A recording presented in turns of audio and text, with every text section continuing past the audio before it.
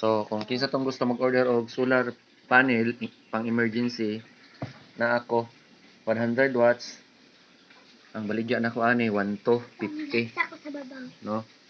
So sa order lang kay PM lang mo sa kuha, barato ra ni siya.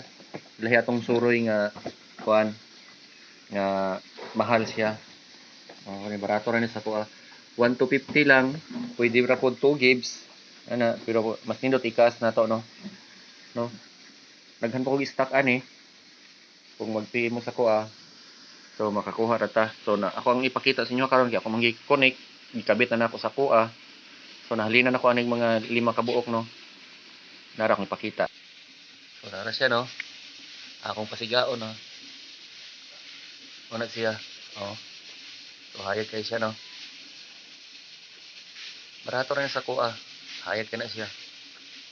No, akong palungon. So nani siya remote kauban. Nara oh. Kung gusto mo, pwede ra po mo chat sa kuha kung personada mo labi na katong walay mga emergency light nga nasa bukid ay do bisag nasa patagod pwede ra ta mo order sa kuha ni